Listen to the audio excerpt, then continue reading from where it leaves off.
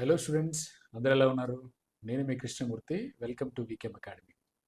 So already physics exam బాగా రాసిన happy మూమెంట్లో ఉంటారు.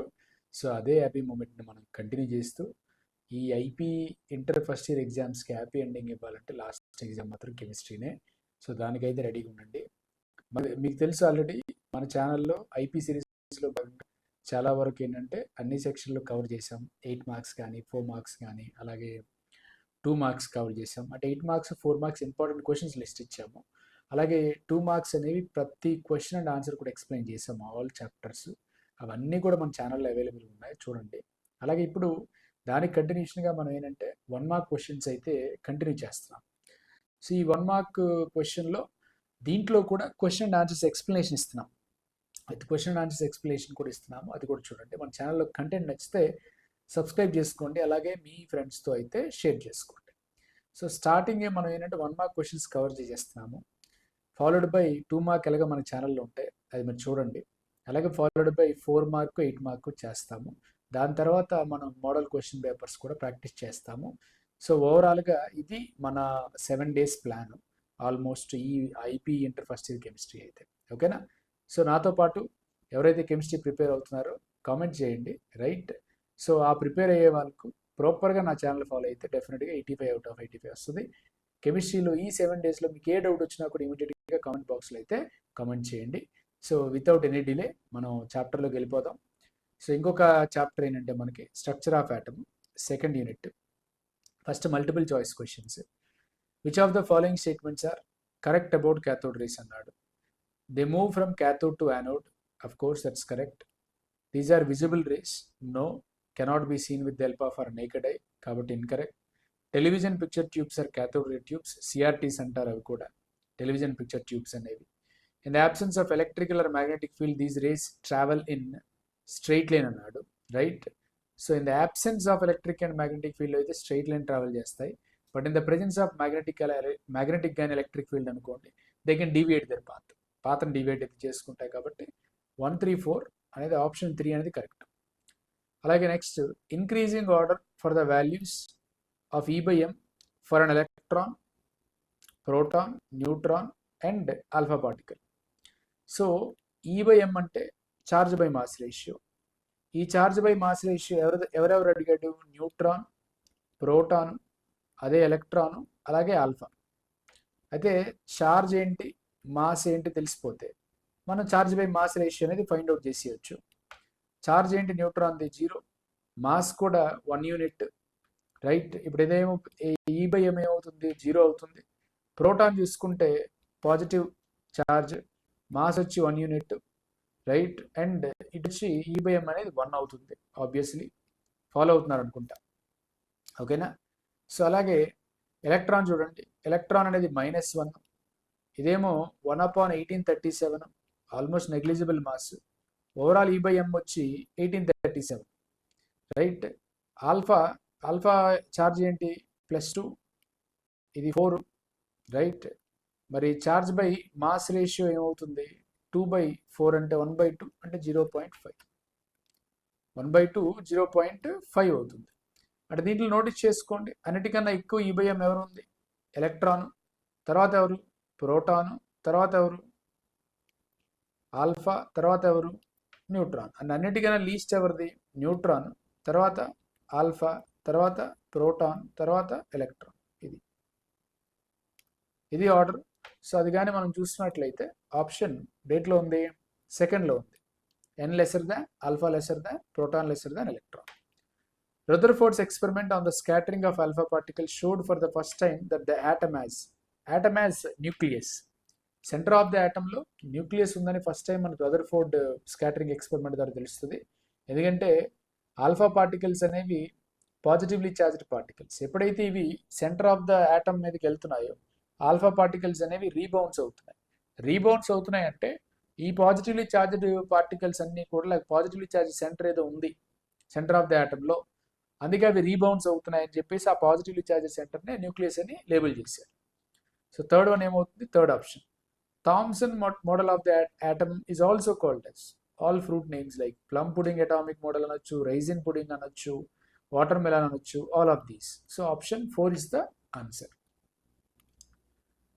Next, in photoelectric effect, at which frequency electron will be ejected with a certain kinetic energy? Nu naught is equal to threshold frequency. ఇప్పుడు ఫోటోఎలక్ట్రిక్ effect ఏంటి? Certain metal surface మీద light అనేది పడినప్పుడు, light ఇర్రేడియేట్ అయినప్పుడు, ఆ లైట్ ఎప్పుడైతే ఈ మెటల్ అనేది అబ్జర్వ్ చేసుకుంటుందో అవుటర్ మోస్ట్ ఎలక్ట్రాన్స్ అనేవి ఈజీగా ఎజెక్ట్ అవుతాయి. సో అలా ఎజెక్ట్ అవ్వాలంటే, మనకి ప్రతి ఎలక్ట్రాన్ కూడా మెటల్ సర్ఫేస్ నుంచి ఎజెక్ట్ అవ్వాలంటే certain frequency of incident light radiation ఉండాలి. ఆ మినిమం ఫ్రీక్వెన్సీనే మనం థ్రెషోల్డ్ ఫ్రీక్వెన్సీ అంటాం. ఎప్పుడైతే ఈ థ్రెషోల్డ్ ఫ్రీక్వెన్సీ అనేది రైట్ అంటే ఇన్సిడెంట్ లైట్ రేడియేషన్ ఫ్రీక్వెన్సీ అనేది థ్రెషోల్డ్ ఫ్రీక్వెన్సీ కన్నా ఎక్కువ ఉంటుందో అప్పుడు మీకు ఎలక్ట్రాన్ అనేది ఎజెక్ట్ అవుతుంది, ఫోటో ఎలక్ట్రిక్ ఫినామినా జరుగుతుంది. అంటే nu greater than nu naught. So option 4 is the answer. Hope you are following it. దాంట్లో డౌట్ ఉన్నా కూడా ఇమీడియట్గా కామెంట్ చేయండి. 600 వాట్ మర్క్యూరీ ల్యాంప్ అంటే అక్కడ మర్క్యూరీ ల్యాంప్ 600 వాట్ అన్నాడంటే దాని అర్థం ఏంటి? మనకి పవర్ ఇచ్చినట్టు, అంతేనా కదా? Power 600 what. మరి వేవ్ లెంత్ ఎంత? 331.3 నానోమీటర్. నానోమీటర్ని మీరు దేంట్లో కన్వర్ట్ చేస్తారు? 10⁻⁻9 మీటర్. మీటర్లో కన్వర్ట్ చేశారు.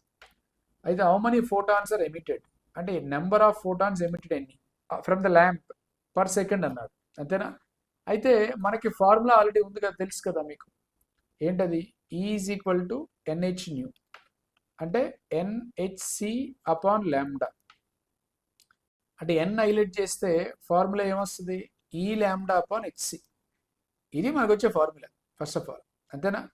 E ల్యాండా అపాన్ HCలో మనం ఏంటంటే డేటా సబ్స్టిట్యూట్ చేద్దాం.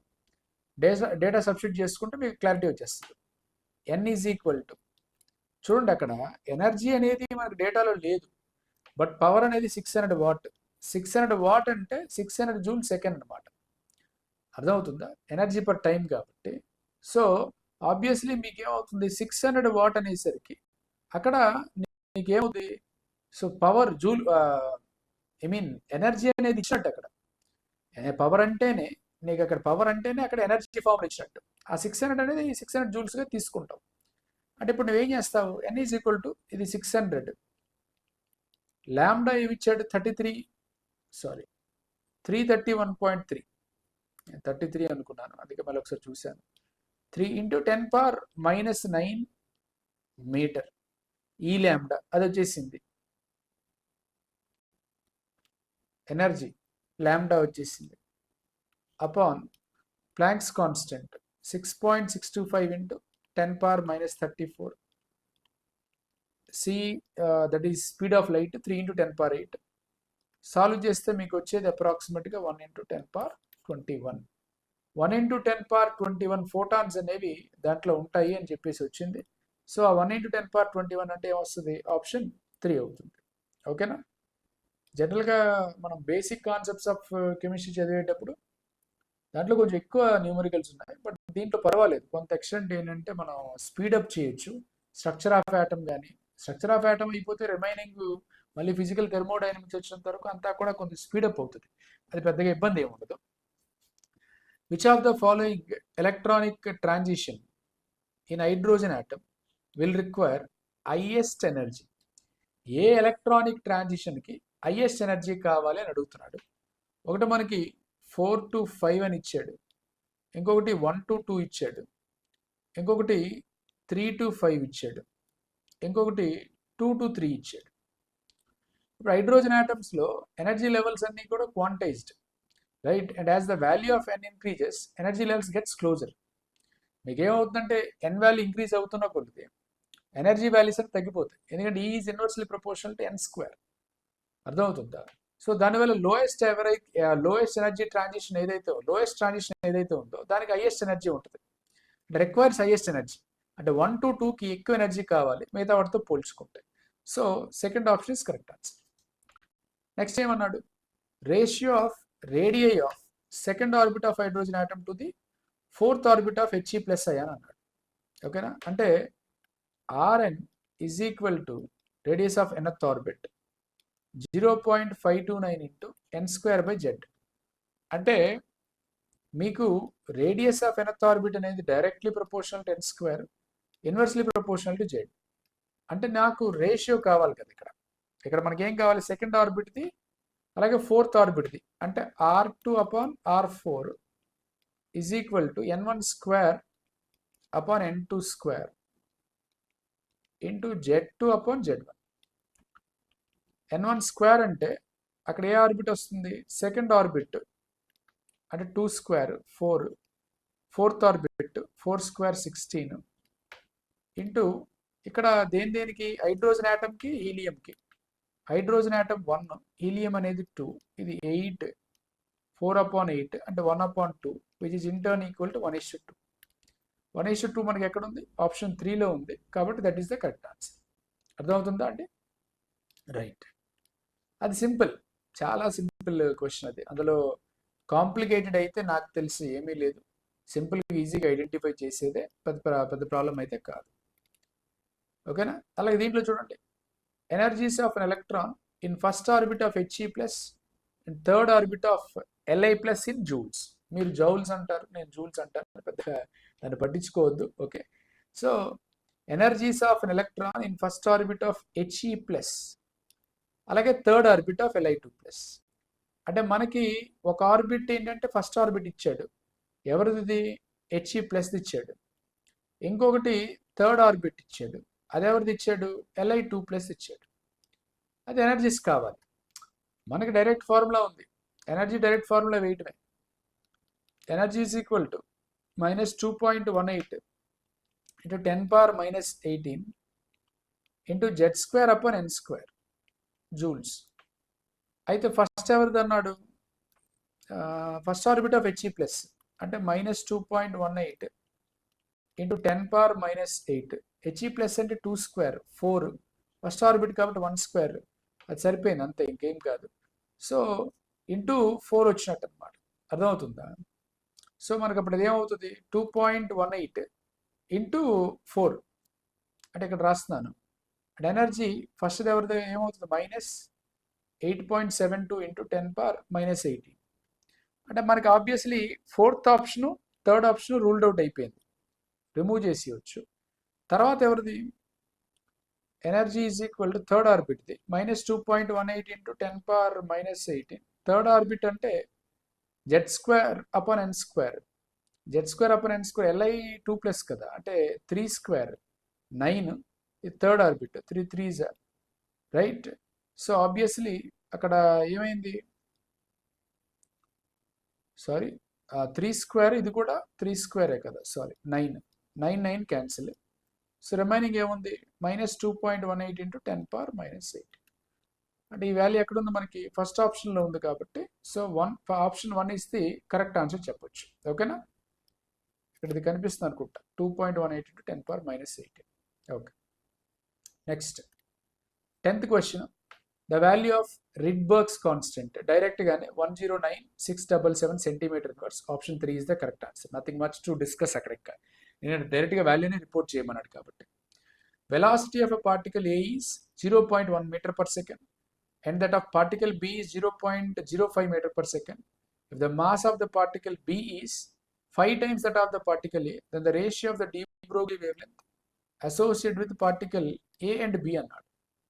అయితే ఫస్ట్ ఆఫ్ ఆల్ డేటా రాసుకుందాము. de Broglie's wave hypothesis అంటే lambda is equal to h/mv, where lambda is equal to de Broglie wavelength. h అనేది ప్లాంక్స్ కాన్స్టెంట్, m అనేది నీకు mass of the electron, v అనేది velocity of the electron. అయితే రెండు particles ఇచ్చాడు, నాకేంటి ఇచ్చేలాగా కాన్స్టెంట్. అయితే lambda is inversely proportional to mass as well as velocity. అంటే lambda 1/λ2 is equal to m2/m1 into v2/v1. ఇది మనకి ఫార్ములా, అంతేనా? సో దీంట్లో నోటీస్ చేస్తే పార్టికల్ ఏ వెలాసిటీ ఇచ్చాడు నీకు, అలాగే పార్టికల్ బిది కూడా ఇచ్చాడు. మాస్ ఆఫ్ ద పార్టికల్ అనేది ఏదైతే ఉందో that mass of the particle B is 5 times that of the particle A అన్నాడు. అంటే M B is equal to 5 times that of the M A అని.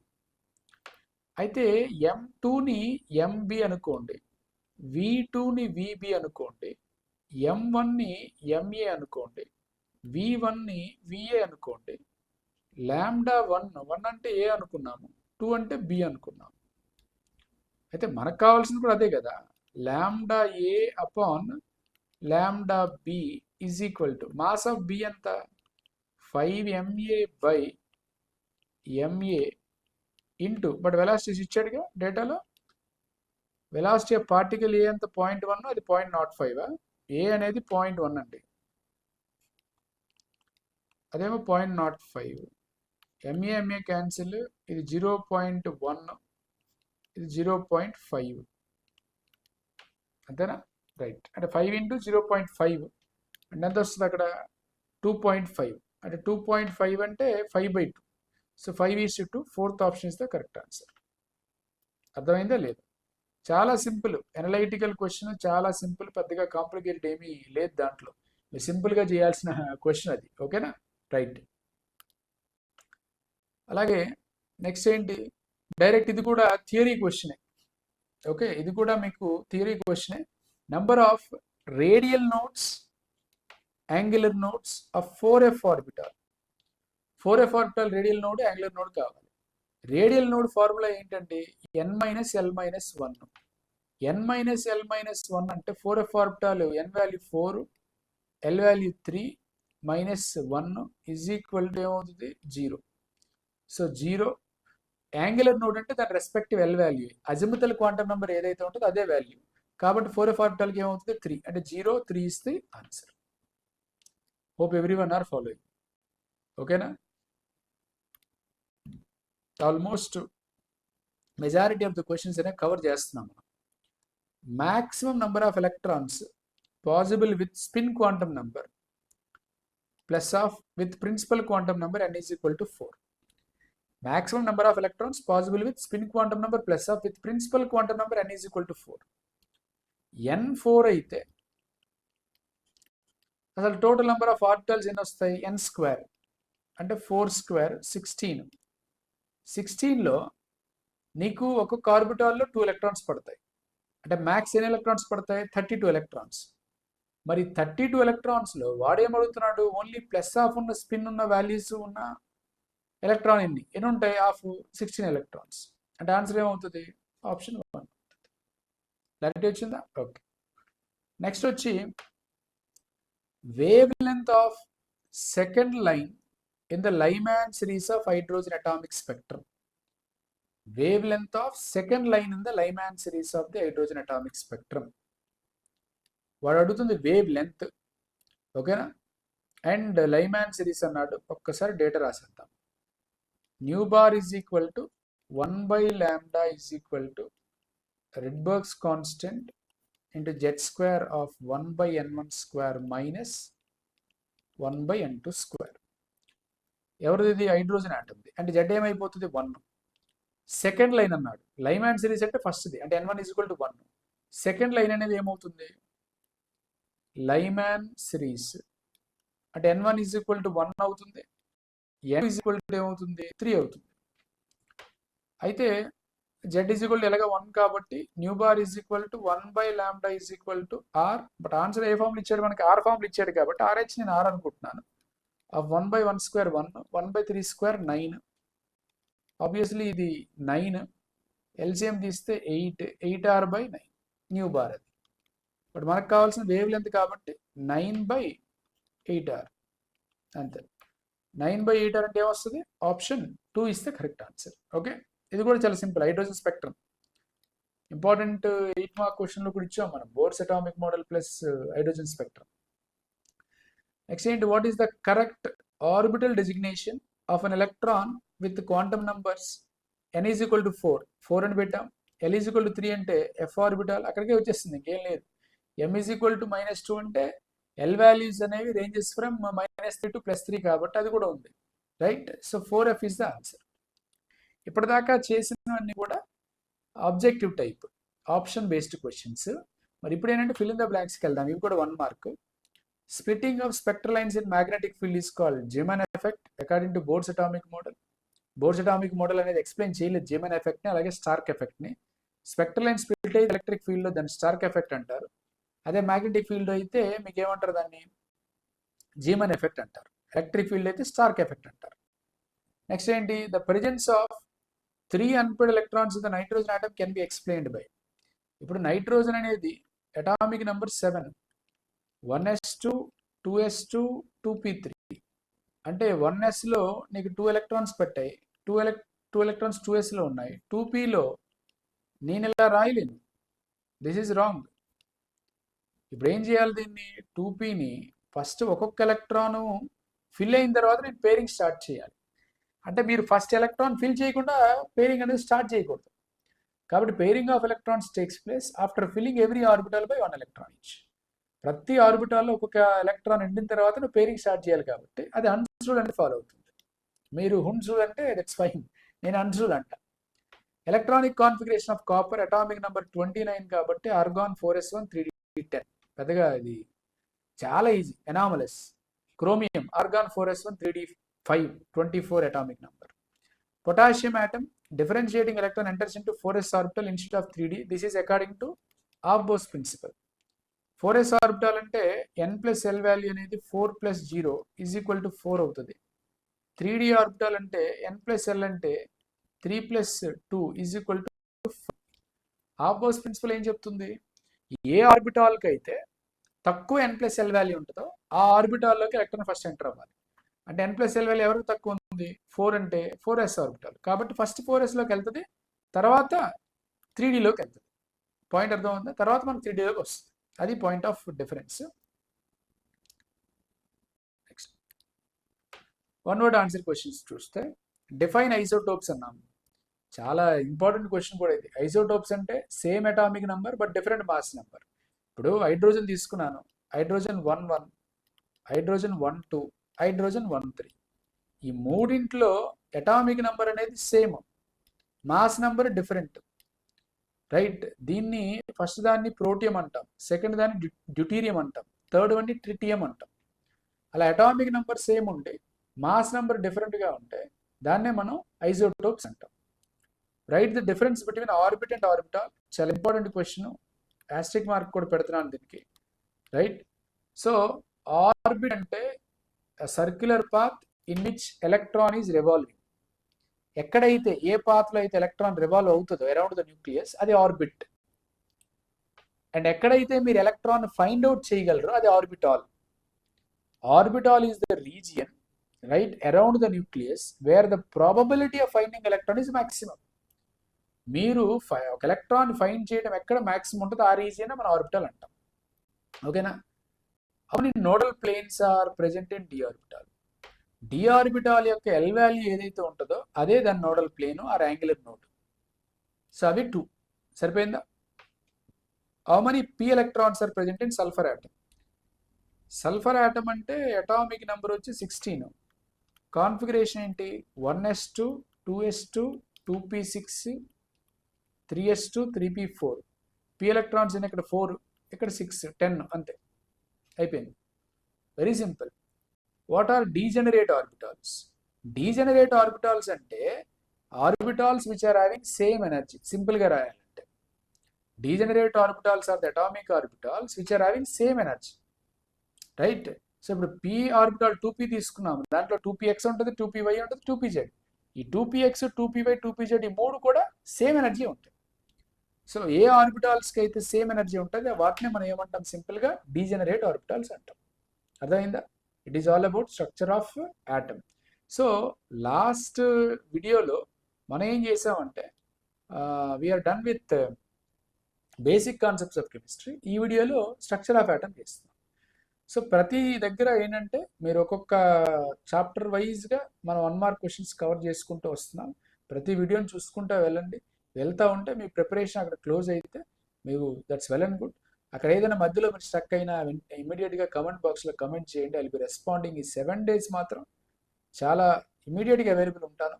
సో వితిన్ 1 hourలో ఓకే మీకు రిప్లై ఇస్తాను ఆల్మోస్ట్, ఆర్ వితిన్ మినిట్స్లో కూడా రిప్లై ఇవ్వడానికి అయితే నేను రెడీగా ఉన్నాను. ఓకేనా? సో మన ఛానల్లో కంటెంట్ నచ్చి సబ్స్క్రైబ్ చేసుకోండి, మీ ఫ్రెండ్స్కి వీలైతే షేర్ చేయండి. ఫిజిక్స్ ఎగ్జామ్ టైం అయిపోయిన తర్వాత కొంచెం మన ఛానల్ గురించి అయితే షేర్ చేయండి. Right. So thanks for watching అండి.